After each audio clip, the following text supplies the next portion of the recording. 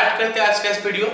बच्चों आज हम पढ़ने वाले हैं मैथमेटिक्स का एक नया चैप्टर ट्रिग्नोमेट्री, जो कि सीबीएसई बोर्ड का क्लास 10th में है और आईसीएसई बोर्ड का क्लास 9th में है। आज का इस वीडियो में हम लोग पढ़ेंगे introduction to trigonometry, that is trigonometry क्या होता है, ट्रिग्नोमेट्री का यूज कहाँ-कहाँ हो सकता है हमारा डे टू डे लाइफ में, और ट्रिग्नोमेट्रिक रेशियोज क्या होता है हम पढ़ेंगे। उसके बाद हम लोग आज एक्सरसाइज 8.1 एनसीईआरटी का पहला एक्सरसाइज जो है उसको कंप्लीट करेंगे। और देर ना करते हुए चलिए स्टार्ट करते हैं वीडियो को। सबसे पहले बच्चों ट्रिग्नोमेट्री जो है ग्रीक का वर्ड्स में से कुछ वर्ड्स को मिला के बना हुआ है, जो होता है क्या, ट्राई। ट्राई का मतलब होता है थ्री, गॉन, गॉन का मतलब होता है साइड्स, ट्राई गॉन। उसके बाद होता है मेट्रॉन, मेट्रॉन का मतलब होता है क्या, मेजरमेंट, मतलब थ्री साइड्स का मेजरमेंट। अब थ्री साइड्स का मेजरमेंट हमारा थ्री साइड्स कहाँ पे होता है, एक ट्रायंगल में होता है। तो बेसिकली ट्रिग्नोमेट्री हम लोग जो स्टडी करने वाले हैं ट्रायंगल के बारे में स्टडी करने वाले हैं, और क्लास 9th 10th के अंदर हम लोग जो ट्रिग्नोमेट्री स्टडी करेंगे वो हमारा राइट एंगल ट्रायंगल के लिए होगा, और वहाँ पे एंगल जो होगा वो एंगल हमारा एक्यूट एंगल होगा। तो ट्रिग्नोमेट्री का साइड्स और एंगल्स में क्या रिलेशन है, basically that is what we are going to read. अब हम समझते हैं कि ट्रिग्नोमेट्री का यूज हमारा कहाँ-कहाँ हो सकता है। अब मान लेते हैं हम लोग बच्चों ये कोई एक बड़ा सा बिल्डिंग है, मान लेते बिल्डिंग बोल रहे हैं, ये कुतुब मीनार ही सोच लेते हैं, है ना। अभी कुतुब मीनार का हाइट हमको मेजर करना है, बिना टेप लिए अगर हम इसको मेजर करना चाहेंगे तो हम कैसे कर सकते हैं। सो ट्रिग्नोमेट्री का हेल्प लेके हम वहां पे कर सकते हैं। जैसे मान लेते हैं हम यहाँ पे खड़े हैं और यहाँ पे से मैं क्या कर रहा हूँ, टॉप ऑफ द टावर को देख रहा हूँ। जब मैं टॉप ऑफ द टावर को देख रहा हूँ तो ये कुछ एंगल बना रहा है, 45 डिग्री एंगल बना रहा है मान लेते हैं विद द हॉरिजॉन्टल। उसके बाद मेरे को पता है कि मैं कुतुब मीनार का जो फुट है, फुट में से कितना दूर में मैं खड़ा हूँ। तो उसके बाद हम ट्रिग्नोमेट्री का हेल्प लेके हम इसका हाइट जो है मेजर कर सकते हैं। हम चाहेंगे तो ये वाला लेंथ भी मेजर कर सकते हैं ट्रिग्नोमेट्री का हेल्प लेके। अब हम एक और एग्जांपल लेते हैं, मान लेते हैं हम क्या है कहीं पे खड़े हैं, एक काइट या क्या बैलून हवा में उड़ रहा है ऊपर। तो अगर हमको मेजर करना है इसका हाइट क्या है, तो हम अगर देख रहे हैं इसको दो सिचुएशन में, एक सिचुएशन यहाँ पे मैं देख रहा हूं तो ये कुछ एंगल बना रहा है यहाँ पे, और कुछ देर के बाद ये बैलून अगर हॉरिजॉन्टली ट्रैवल कर रहा है, कुछ दूर ट्रैवल कर लिया, ये कुछ और एंगल बना लिया यहाँ पे, तो हमारे पास यहाँ पे एक राइट एंगल ट्रायंगल बन गया। इस ट्रायंगल का और इस ट्रायंगल का हेल्प लेके हम चाहेंगे तो ये वाला बैलून का हाइट जो है मेजर कर सकते हैं। अब एक और एग्जांपल अगर हम लेते हैं, मान लेते हैं हम क्या कर रहे हैं, एक नदी का एक तरफ एक बिल्डिंग है, उस बिल्डिंग से हम देख रहे हैं, ये मान लेते हैं नदी है, ये नदी का एक तरफ एक बिल्डिंग है, यहाँ से हम क्या है बैठ के देख रहे हैं, इधर एक तो नदी का दूसरा छोर है और यहाँ पे मान लेते हैं एक पेड़ है। हम क्या कर रहे हैं, ये बिल्डिंग है, ये बिल्डिंग से हम क्या कर रहे हैं, ये पेड़ को देख रहे हैं। तो इसको हम लोग बोलते हैं लाइन ऑफ साइट, जिस लाइन में आते हैं देखते हैं हम लोग। अगर हम ये बिल्डिंग में खड़े हैं और यहाँ से देख रहे हैं यहाँ पे क्या बोलते हैं ये पेड़ को, तो फिर हम ये विड्थ जो है ना, रिवर का विड्थ जो है ना, इसको भी हम लोग मेजर कर सकते हैं यूजिंग ट्रिग्नोमेट्री, क्योंकि यहाँ पे एक राइट एंगल ट्रायंगल बन चुका है। So these are some of the uses of trigonometry. अब हम लोग पढ़ते हैं ट्रिग्नोमेट्री में हमको एग्जैक्टली क्या पढ़ना है। ओके, क्योंकि ट्रिग्नोमेट्री में हम लोग को एक राइट एंगल ट्रायंगल का हेल्प लेना पड़ेगा, तो हमेशा हमको पाइथागोरस थ्योरम का यूज करना सीखना चाहिए। तो पाइथागोरस थ्योरम क्या बोलता है बच्चों, एक राइट एंगल ट्रायंगल है, राइट एंगल ट्रायंगल का जो तीन साइड है, एक होता है हाइपोटेनस, एक होता है बेस और एक होता है परपेंडिकुलर। बेस डिपेंड करता है कि हम एंगल कौन सा लेते हैं, उस हिसाब से अगर ट्रिग्नोमेट्री का बात करेंगे तो बेस डिपेंड करता है एंगल के ऊपर। फिलहाल हम नॉर्मली देखते हैं कि ये ट्रायंगल है, ये हो गया हमारा बेस, ये हाइपोटेनस, ये परपेंडिकुलर। तो पाइथागोरस थ्योरम क्या बोलता है कि हाइपोटेनस का square is equal to base का स्क्वायर प्लस परपेंडिकुलर का स्क्वायर, दैट इज हाइपोटेनस का स्क्वायर इक्वल टू परपेंडिकुलर का स्क्वायर प्लस बेस का स्क्वायर, या फिर बेस का स्क्वायर प्लस परपेंडिकुलर का स्क्वायर। अगर हम नोटेशन में देखेंगे, ये ट्रायंगल एबीसी में हमारा एसी हो गया हाइपोटेनस, तो हाइपोटेनस का square is equal to BC, BC हमारा हो गया क्या, परपेंडिकुलर, परपेंडिकुलर का स्क्वायर प्लस एबी का स्क्वायर। ओके, हम इसको h square is equal to p square plus b square भी बोल सकते हैं नोटेशन ये हो गया हमारा H, ये हो गया हमारा P, ये हो गया हमारा B। So it is right angle triangle. ये हमको आना चाहिए क्योंकि ट्रिग्नोमेट्री में हमको इसका यूज करना पड़ेगा। ठीक है, चलिए आगे देखते हैं हम PPH कैसे लिखेंगे एक राइट एंगल ट्रायंगल में।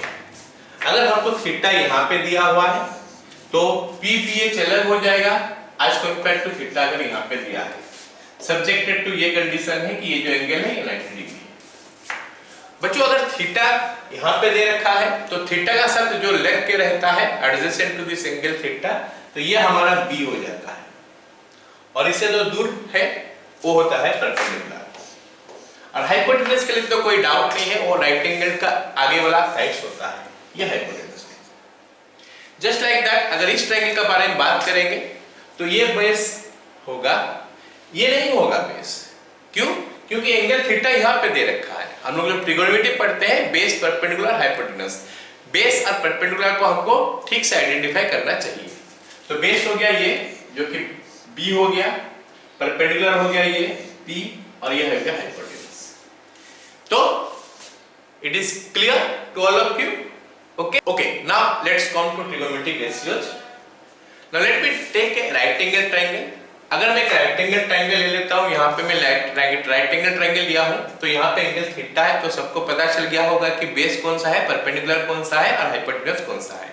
ये बेस है, ये परपेंडिकुलर है, ये हाइपोटेनस है। इनका जब रेशियोज लेंगे तो उनको बोलेंगे ट्रिगोनोमेट्रिक रेशियोज। कितना रेशियो बन सकता है?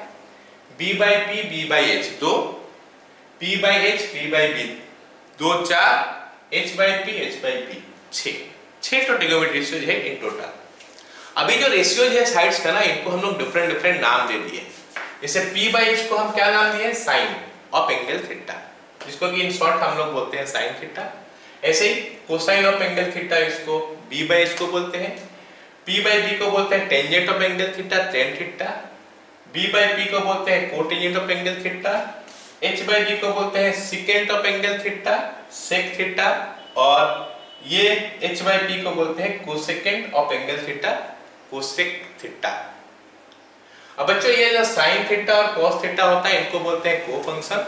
टेन थीटा कॉट थीटा को बोलते हैं कोफंक्शन और सेकेंड थीटा और कोसेकेंट थीटा को हम लोग बोलते हैं cofunction second. Okay, now next trigonometric identities किसको बोलते हैं? ट्रिगोनोमेट्रिक आइडेंटिटीज किसको बोलते हैं? जो एक इक्वेशन बनेगा वो equation her value of theta के लिए सेटिस्फाई होगा, तो इसको हम लोग बोलते हैं identity.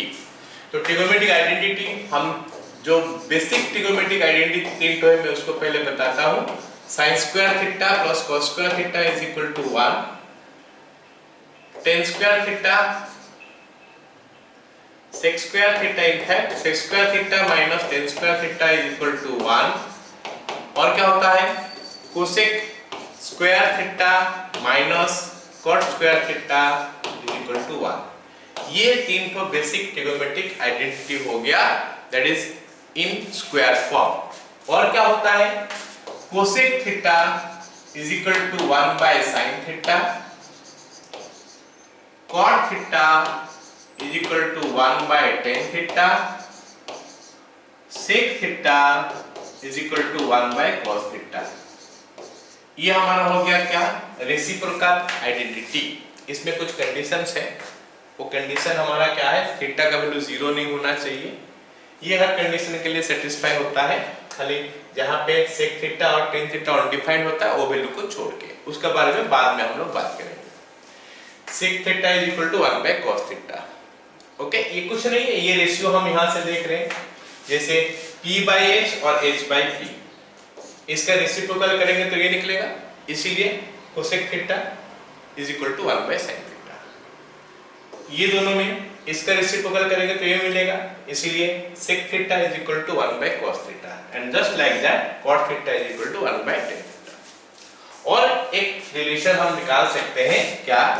tan theta is equal to sin theta by cos theta और cot theta is equal to cos theta by tan theta, sorry cos theta by sin theta.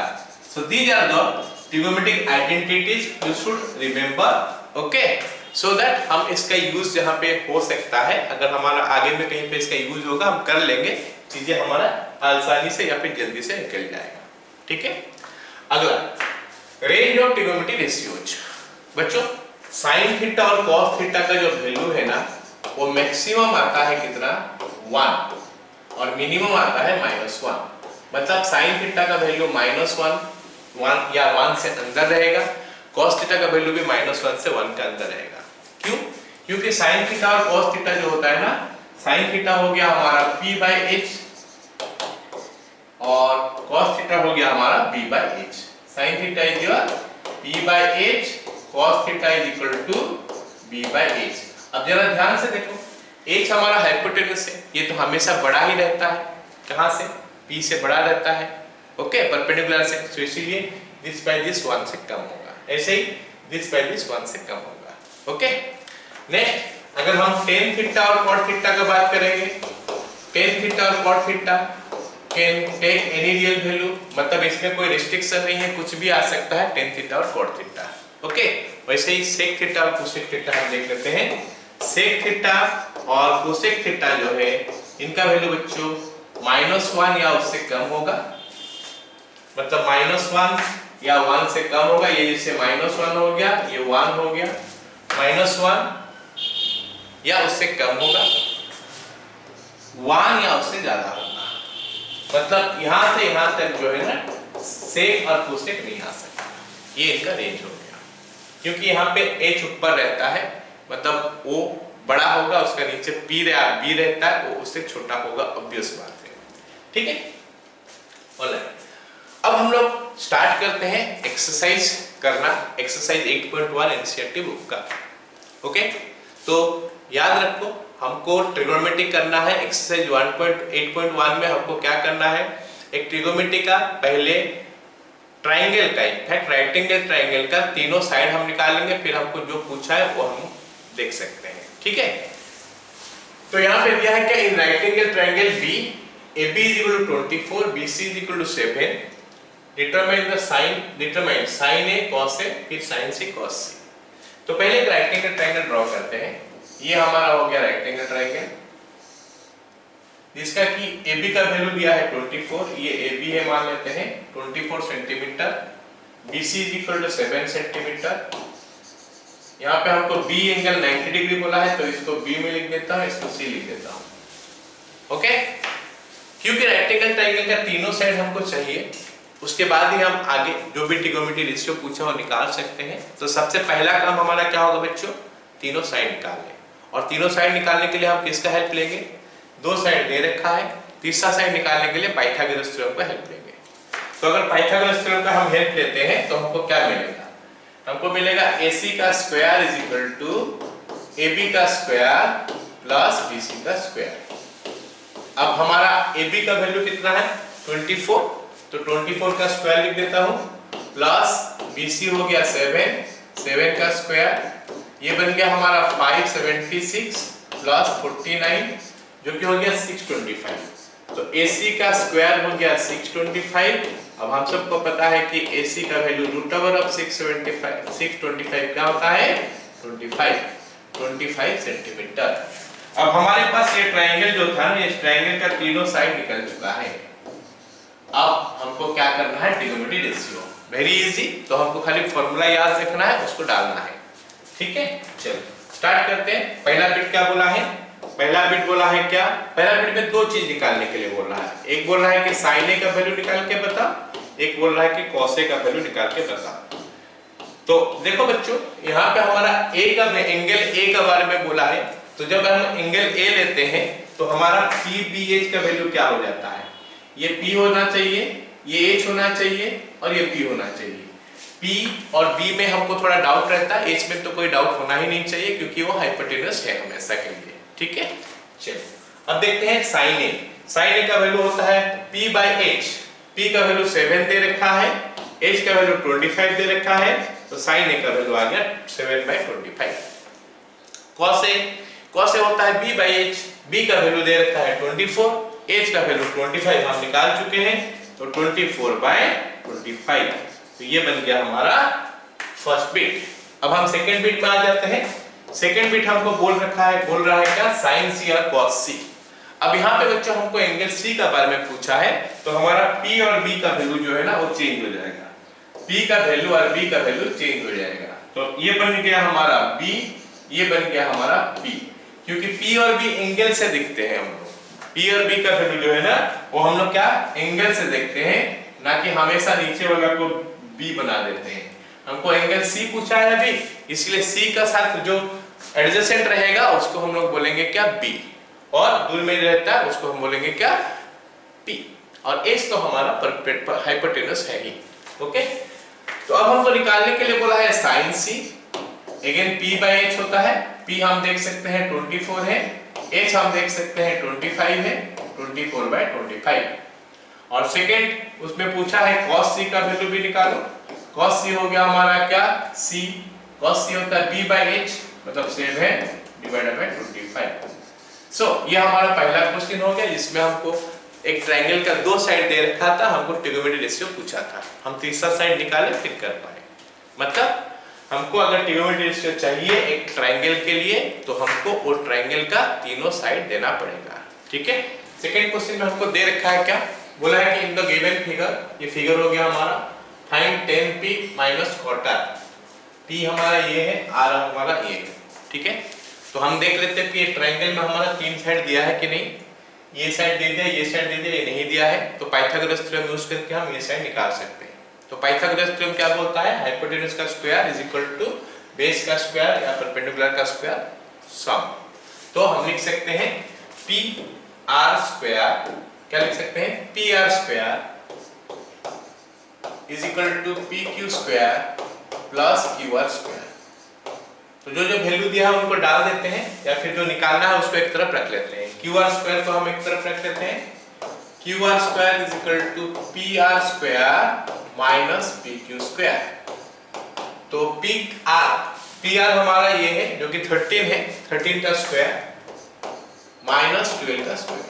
13 का स्क्वायर हो गया 169, 12 का स्क्वायर हो गया 144। तो हमारा क्यू आर का स्क्वायर हो गया हमारा कितना 25, implies QR is equal to 5 centimetre. तो इसका वैल्यू बच्चों हम लोग निकाल दिए 5 सेंटीमीटर। अब हमको निकालने के लिए क्या बोला है, tan P minus cot R। तो लिखते हैं जो निकालने के लिए बोला है tan P minus cot R, क्योंकि हमको ये अलग अलग एंगल में दिया है, मतलब हमारा PBH दो बार आएगा। P के लिए P और B अलग आएगा और R के लिए P और B अलग आएगा। अगर हम P देखते हैं, एंगल P लिखते हैं, तो यहाँ पे हमारा ये आना चाहिए B, सॉरी ये आना चाहिए B, ये आना चाहिए P, और H के लिए तो कोई डाउट नहीं होना चाहिए। तो फिर हमारा tan P, P by B होता है फॉर्मूला, ये P है और ये B है, तो 5/12 माइनस cot R।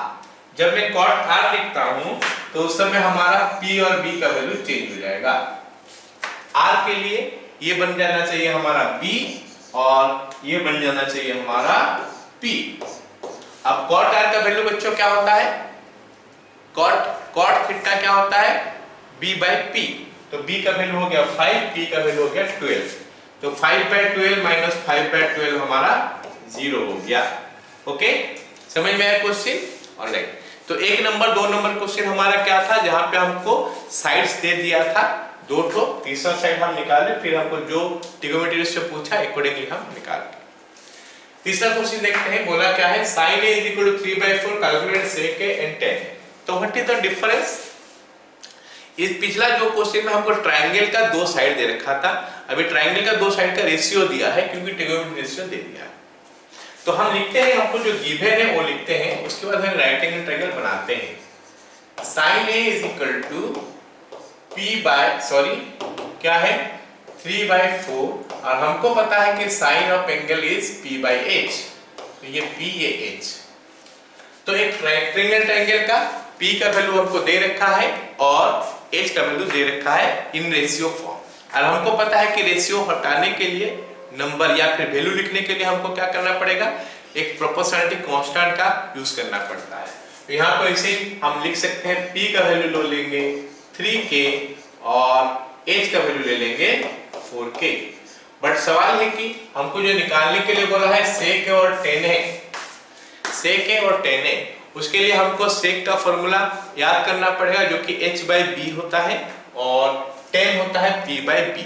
तो हमको p b h तीनों चाहिए। यहाँ पे p दिया है, h दिया है, b का वैल्यू पता नहीं है। तो हमारा पहला काम होना चाहिए क्या, b का वैल्यू निकाले, और b का वैल्यू निकालने के बाद जो हमको पूछा है वो हम निकाल सकते हैं।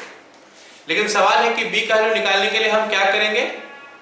यस, ऑब्वियसली तो हमेशा पाइथागोरस थ्योरम का यूज किया जाएगा, क्योंकि p b h में रिलेशन तो वही इक्वेशन देता है, पाइथागोरस थ्योरम जो देता है।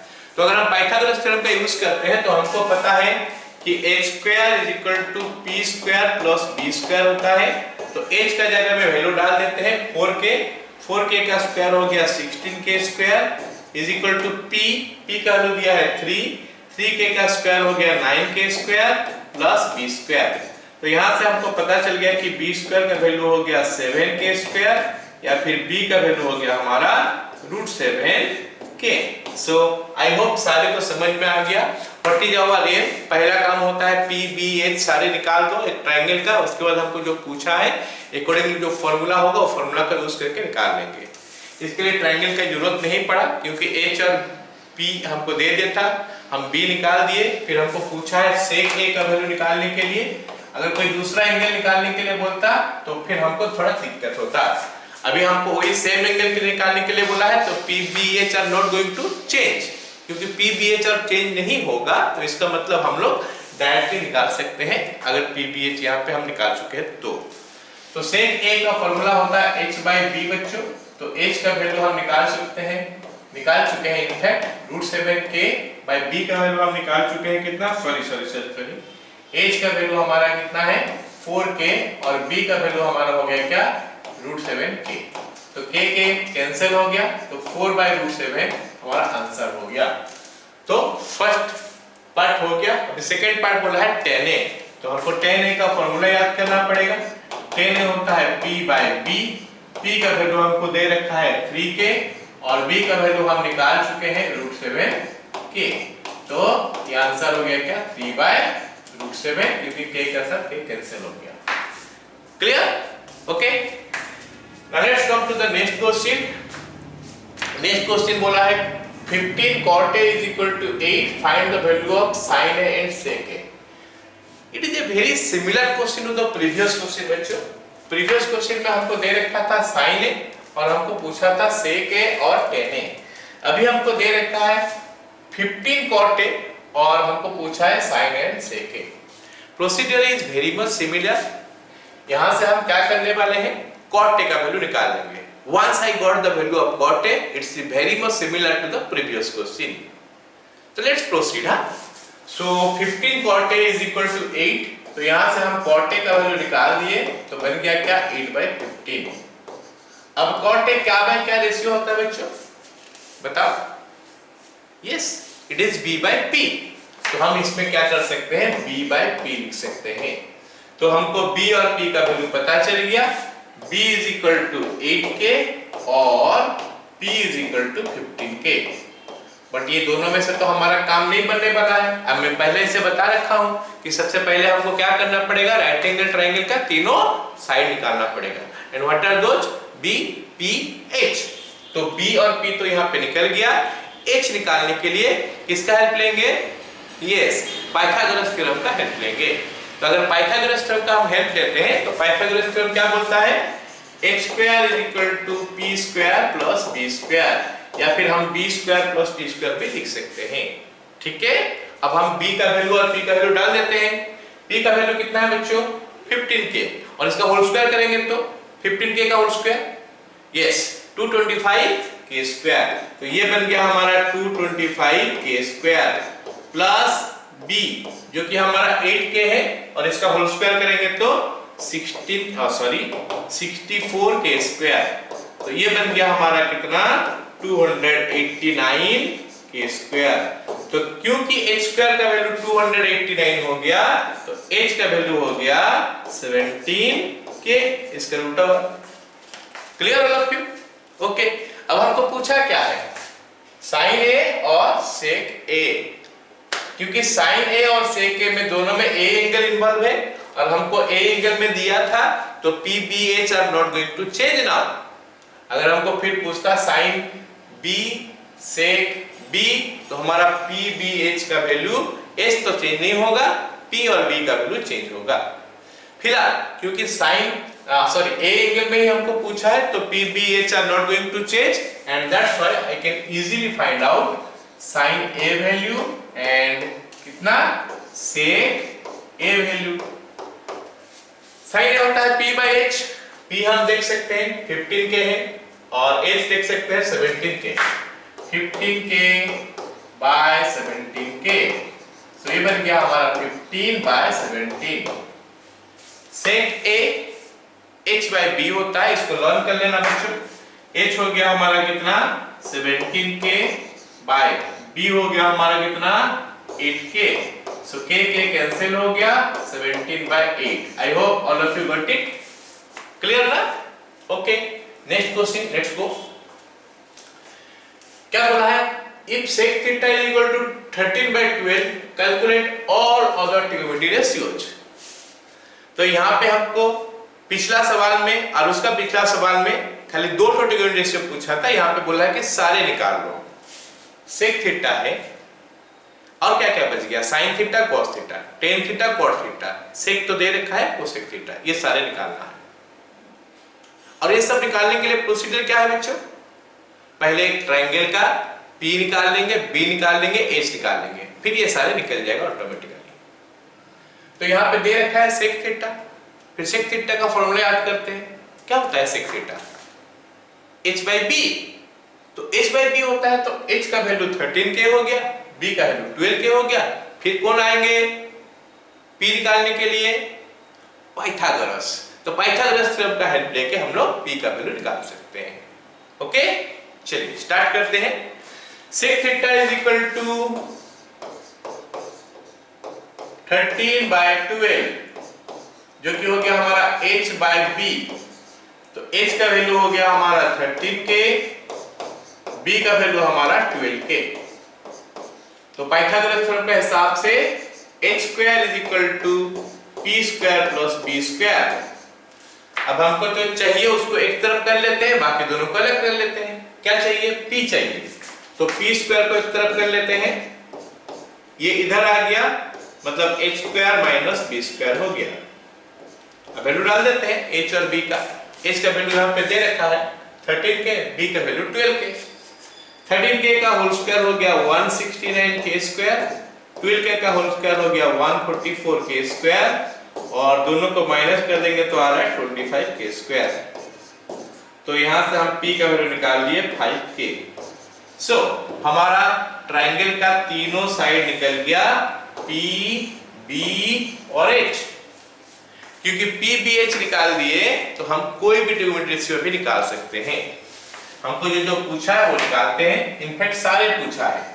तो sine theta P by H, P का वैल्यू कितना 5K, H का वैल्यू कितना 13K, तो 5K by 13K is equal to 5 by 13।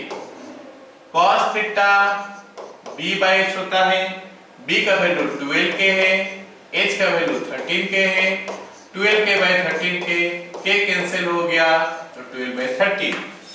Sign cos हो गया। tan थीटा क्या होता है? P by B, P का वैल्यू हो गया हमारा 5K और B का वैल्यू हो गया हमारा 12K, so 5 by 12। cot theta, हम cot थीटा निकालने के लिए दो कंसेप्ट यूज कर सकते हैं। एक तो हो गया cot थीटा का फॉर्मूला B by P, या फिर tan थीटा का रेसिप्रोकल भी हम निकाल सकते हैं। tan थीटा निकल चुका है, cot थीटा, tan थीटा का रेसिप्रोकल 12 by 5, या फिर मैं बता दिया दूसरा क्या हो गया, cot थीटा का फॉर्मूला याद है तो डाल। sin cos tan cot हो गया, फिर सेकेंड होता है वो तो दे रखा है हमको क्वेश्चन में, फिर आ गया हमारा कोसेक। कोसेक थीटा भी हमारे पास दो मेथड में निकल जाएगा, या तो कोसेक थीटा का फॉर्मूला हम डाल सकते हैं H by P, या फिर साइन थीटा का रेसिप्रोकल भी निकाल सकते हैं। साइन थीटा का रेसिप्रोकल हो गया 13 by 5। इसका मतलब है क्या बच्चों? Sign theta, cos theta, tan theta, ये तीन चीज अगर निकल गया, बाकी तीन चीज इनका रेसिप्रोकल लेके हम निकाल सकते हैं। Clear all of you? Okay, now let's come to the next one. Next question क्या बोल रखा है, if A and B are acute angle such that cos A is equal to cos B, then show that angle A is equal to angle B। हम एक triangle लेते हैं, क्योंकि A और B एक्यूट एंगल बोला है तो obvious बात है कि C एंगल ही हमारा 90 डिग्री होगा। ओके, A और B एक्यूट एंगल हमको बोल दिया है, इसका मतलब है कि C एंगल जो है ना हमारा वो 90 डिग्री होगा। तो let me draw this right angle triangle. ये हमारा राइट एंगल ट्रायंगल हो गया, मान लेते हैं, है ना, इनफैक्ट ये राइट एंगल ट्रायंगल है ही। ओके, इस राइट एंगल ट्रायंगल का हम नाम ले देते हैं ABC। ये A हो गया, ये B हो गया, ये C हो गया।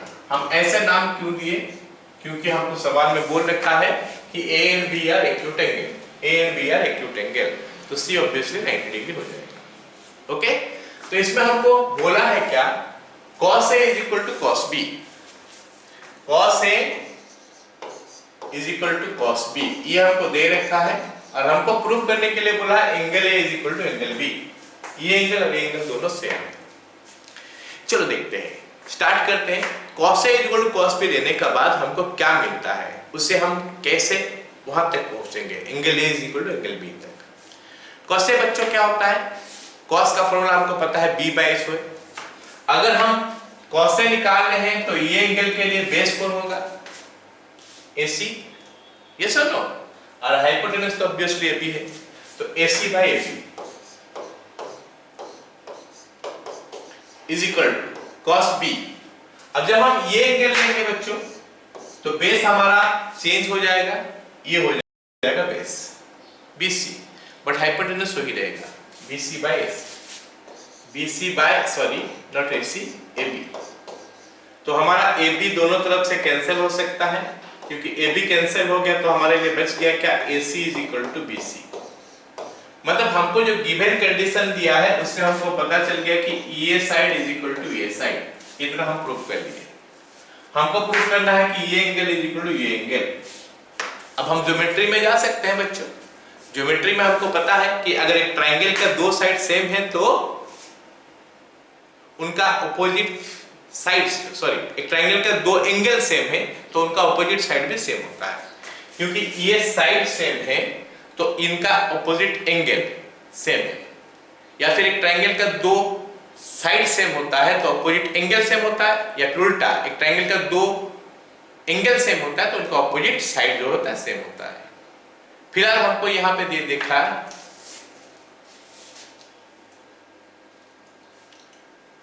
तो AC is equal to BC निकल गया। अच्छा, AC is equal to BC मतलब एक ट्रायंगल का दो साइड सेम हो गया।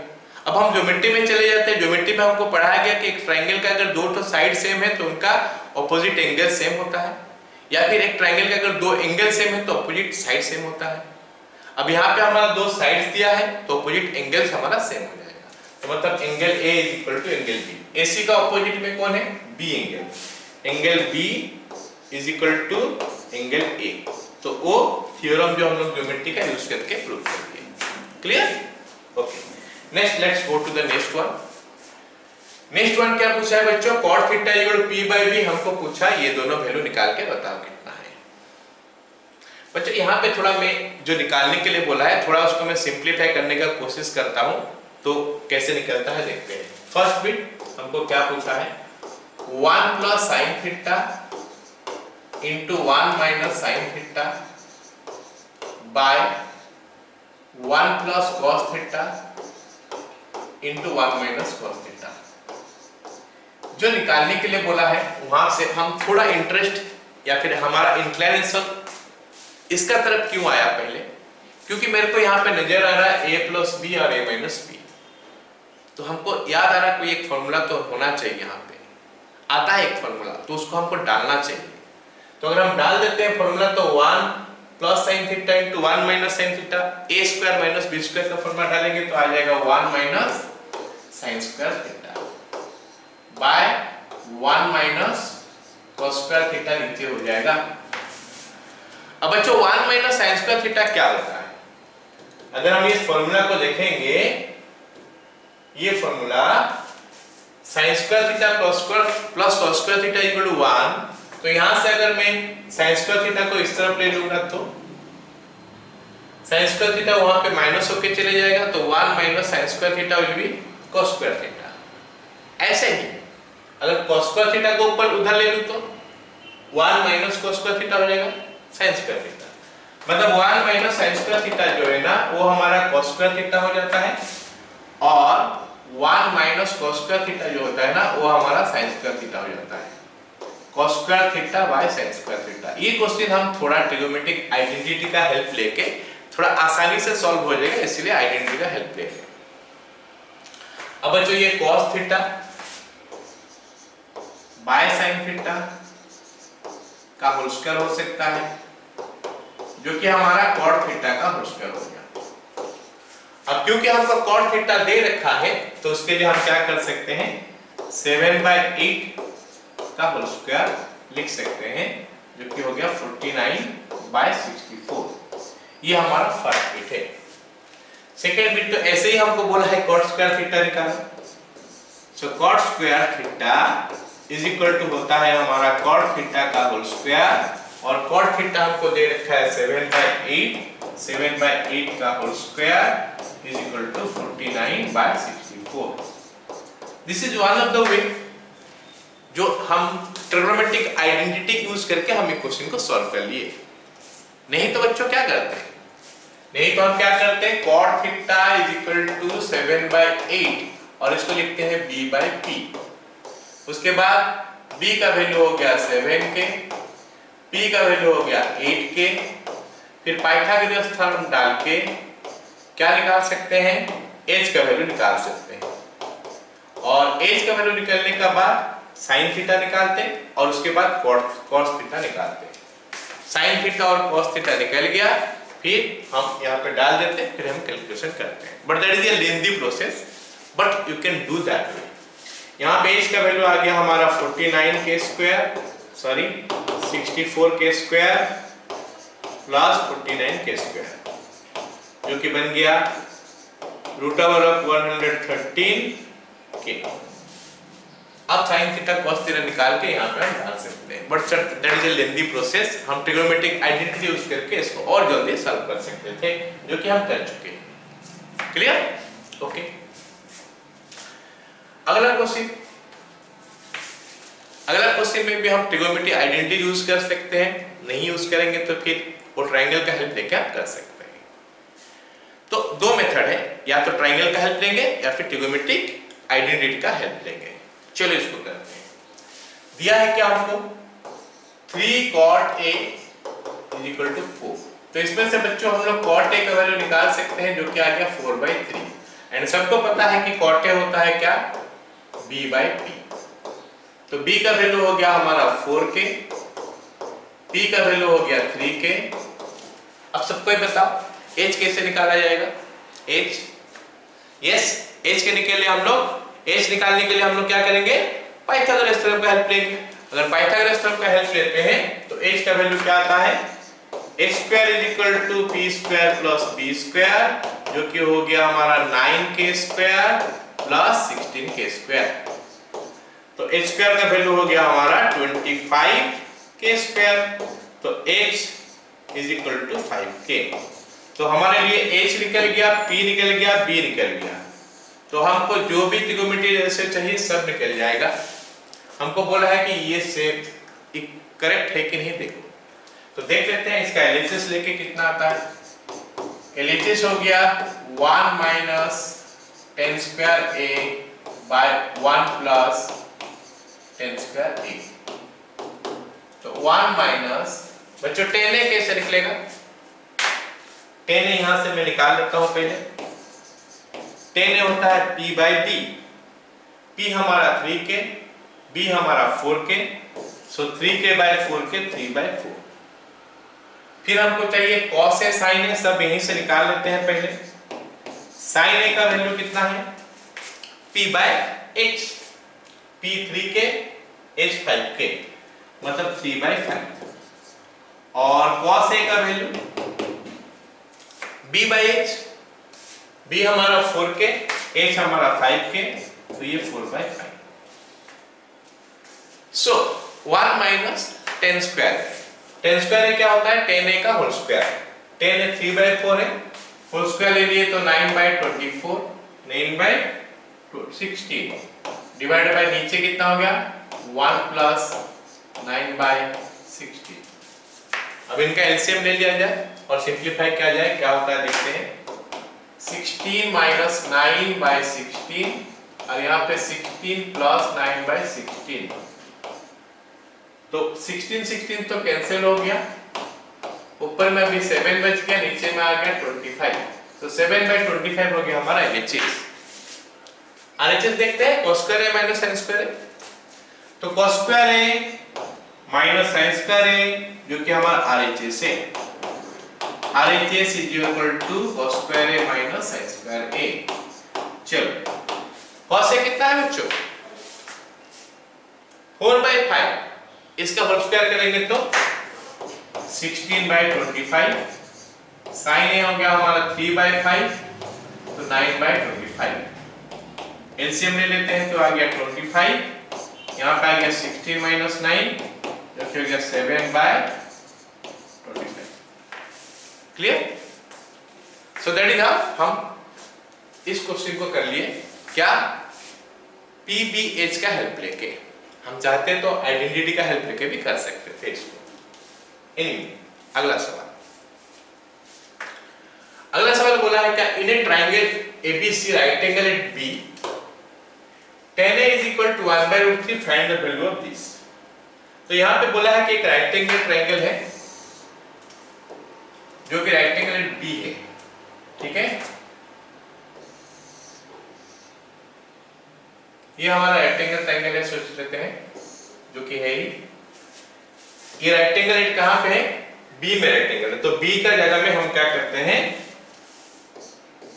जो राइट एंगल है उस जगह में बी लिख लेते हैं। तो हमारा हो गया क्या फिर ये बी हो गया, इसको हम ए मान लेते हैं, इसको हम सी मान लेते हैं, ये बी हो गया ए और सी, ठीक है। तो हमारा काम क्या होगा बच्चों, पहले इस ट्रायंगल का तीनों साइड का वैल्यू लिख ले, फिर हमको जो भी पूछा है वो हम निकाल सकते हैं। बट यहाँ पे क्या दो अलग अलग एंगल के लिए पूछा है, मतलब एक बार P और B जो ले लेंगे A के लिए, C के लिए P और B का वैल्यू हमको चेंज करना पड़ेगा, ठीक है। चलो स्टार्ट करते हैं। अगर हम क्या करेंगे 10a लेते हैं, 10a का वैल्यू हमको दे रखा है कितना 1/√3, 10 होता है P/B, मतलब P का वैल्यू हो गया K, B का वैल्यू हो गया √3K। अब H निकालने के लिए हम पाइथागोरस थ्योरम में जाएंगे, सबको पता है कि H हम वैसे निकालते हैं PBH, तीनों में से कोई दो ठो दे रखा है तो तीसरा निकालने के लिए हम पाइथागोरस थ्योरम का हेल्प लेते हैं। तो यहाँ पे P और B का वैल्यू मिल गया है, H निकालने के लिए पाइथागोरस थ्योरम का हेल्प लेते हैं। तो पाइथागोरस थ्योरम बोलता है क्या h² = p² + b², p² मतलब k² हो गया प्लस b² √3k का होल स्क्वायर, √3 का स्क्वायर, √3 को दो बार मल्टीप्लाई करेंगे तो 3 होता है k², 3k², तो ये बन गया हमारा 4k²। अब h² का वैल्यू 4k² बन गया, मतलब h का वैल्यू कितना हो जाएगा, इसका √4 का √2 k² का k। अब हमारे पास ये जो ट्रायंगल दिया है, ये ट्रायंगल का तीनों साइड निकल चुका है, ये 2k हो गया जो कि h है। P और B हमको लिखना पड़ेगा क्या A एंगल देख के, ये A एंगल है तो ये B हो जाएगा, ये P हो जाएगा। tan A दिया ना तो P/B, A एंगल के लिए ये P होता है और ये B होता है, मतलब ये हमारा K हो गया, ये हमारा √3 हो गया, √3k। ओके चलो स्टार्ट करते हैं। पहला बिट लिखना, पहला बिट पूछा है हमको sin A × cos C plus cos A × sin C, so that will make it what sin A। अब अगर एंगल A बोल रहा है तो ये हमारा P है, ठीक है, ये P है, P/H k/2 into cos C, C angle पूछा है, मतलब ये बी है, तो बी बाई एच के बाय 2k प्लस कॉस है, ए एंगल पूछा है, तो ये बी होगा √3k by 2k, √3k by 2k into sine C, sine C, C angle पूछा है, इसका मतलब ये P होगा और ये H होगा, H तो है ही ये, √3k डिवाइडेड बाय 2k, तो k तो सब जगह पे कट गया, तो ये 1/4 हो गया और ये 3/4 हो गया, 1/4 प्लस 3/4, हम अगर इसको ऐड करते हैं तो 1 प्लस 3/4, 4 एलसीएम हो गया, तो 4/4 हो गया 1, मतलब पहला बिट का आंसर हो गया 1। तो you have to be careful here ना, जब हम A लेते हैं PB अलग हो जाता है और जब C लेते हैं PB फिर से अलग हो जाता है। अब हम सेकंड बिट में आ जाते हैं बच्चों। सेकंड बिट हमको क्या बोला है? सेकंड बिट में बोला है कि निकालने के लिए cos A into cos C minus sin A into sin C, that is equal. जब हम cos A निकालते हैं, A एंगल निकालते हैं, तो ये B होता है B by H k by 2k, और cos से निकालते हैं तो ये हमारा, हम उल्टा बोले ना अभी, cos से निकालते हैं, ये a होता है तो ये हमारा, अगर a एंगल निकाले तो ये b हो गया, b बाई h मतलब √3k by 2k into cos c, c निकालेंगे तो ये वाला हमारा b हो जाएगा k by 2k minus sin a, जब a एंगल निकाल ले तो ये हमारा p हो जाएगा जो कि k बाय 2k है, और sin c जब c निकालेंगे तो ये वाला हमारा p हो जाएगा √3k बाय 2k। अगर हम ध्यान से देखें तो ये और ये दोनों पूरा का पूरा सेम है, तो फिर इसका आंसर क्या हो जाएगा? 0। Okay, now let's come to the next question. ये थोड़ा अच्छा क्वेश्चन है। इस क्वेश्चन में हमारा जो तीनों साइड है डायरेक्टली उनका वैल्यू नहीं दिया है, हमको थोड़ा बहुत पाइथागोरस थ्योरम यूज करके निकालना पड़ेगा। ओके, देखते हैं क्या दिया हमारा। In triangle PQR right angle at Q PR plus QR equal to 25। चलो एक राइट एंगल ट्रायंगल पहले ड्रॉ करते हैं। Let us draw a right angle triangle first. तो ये हमारा राइट एंगल ट्रायंगल हो गया, ठीक है। इसका नाम देते हैं PQR, और कौन सा एंगल में दिया है? 90 डिग्री, Q में 90 डिग्री दिया है, तो ये Q है, ये P है और ये R है, सोचो, ठीक है। हमको दिया क्या है? PR प्लस QR, PR ये है, QR ये है, PR प्लस QR का वैल्यू दिया है, PR plus QR is equal to 25, और क्या दे रखा है? PQ का वैल्यू दिया है 5, PQ इज इक्वल टू 5। तो हमको निकालने के लिए बोला है, सेंटीमीटर में है ऑफ कोर्स, ये भी सेंटीमीटर में है, ये भी सेंटीमीटर में है। अब ये दो रिलेशन है ना बच्चों, हम लोग को निकालना पड़ेगा ये तीनों साइड का वैल्यू कितना है। ये हमारा 5 सेंटीमीटर दे दिया है, ओके। और अगर मैं इसको लिखता हूं या फिर इसको लिखता हूं, किसी एक को दूसरा में लिख लेता हूं, मान लेते हैं मैं PR को लिखता हूं 25 माइनस QR, ये हो गया हमारा 25 माइनस QR, ठीक है। दैट इज PR का वैल्यू मैं लिख लिया 25 माइनस QR, ओके। अब हम फिर से पाइथागोरस थ्योरम का यूज करते हैं, यूज करके निकालते हैं क्या क्या क्या निकल के आता है, इसमें से देखते हैं। अगर पाइथागोरस थ्योरम का यूज करेंगे तो हमारा ट्रायंगल क्या बन गया? राइट एंगल ट्रायंगल PQR, तो उसमें हाइपोटेनस PR है, PR का square is equal to PQ का स्क्वायर प्लस QR का स्क्वायर। अब PR का वैल्यू दे दिया है हमको 25 minus QR, 25 minus QR whole square is equal to PQ square plus QR का वैल्यू सॉरी पीक्यू का वैल्यू हमको दे दिया है 5 का स्क्वायर प्लस क्यूआर का स्क्वायर। अब बच्चों ये लेफ्ट हैंड साइड जो है ना इसको हम लोग होल स्क्वायर कर देते हैं, a - b का होल स्क्वायर डाल के 625 प्लस क्यूआर का square minus 50 into QR is equal to 25 plus QR का स्क्वायर। तो क्यूआर और क्यूआर हमारा कैंसिल हो गया।